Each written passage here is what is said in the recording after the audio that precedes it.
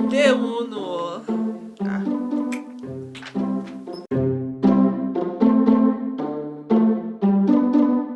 Ndewo ndị be anyị, ka unu mere. Ana m ekele ndị ọbụla. Ama m na ahụ dịcha unu ncha niile mma.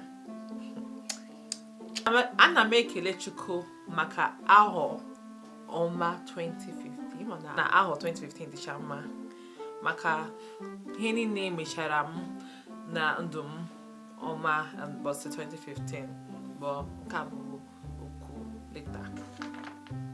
Ana m ekele Chukwu maka ahọ ọma 2015 na ihe ọbụla o mere anyị na o mere m n'ahọ gara aga.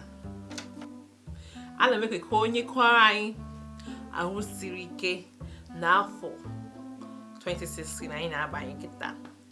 Ọkwa afọ 2016 anyị na-abanye taa na Chi ga-enyere anyị ike ka anyị mee ihe niile anyị chọburu ime n'afọ 2016 anyị na-abanye taa. Chukwu ga-eme ka ahụ anyị dị mma. Ọ ga-eme ka anyị dị ndụ ịfụ afọ 2017 na nke ga-abịanị. Chi ga-enyekwara anyị ihe niile obi anyị chọrọ ka obi anyị tọọ ụtọ.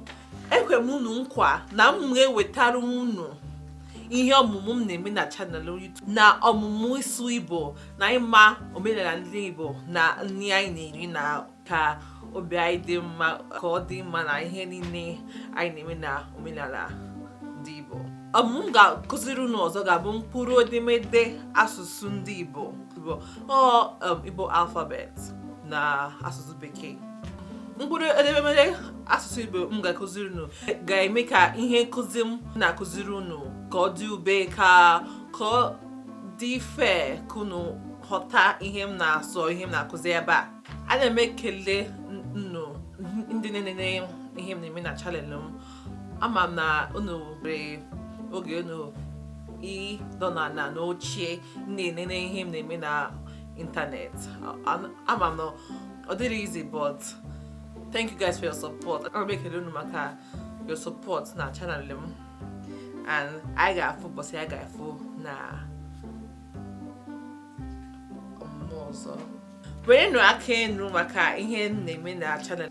2016 ga-abụ ye anyị, ye ị na-amụta ihe a ga-amụta. Hello!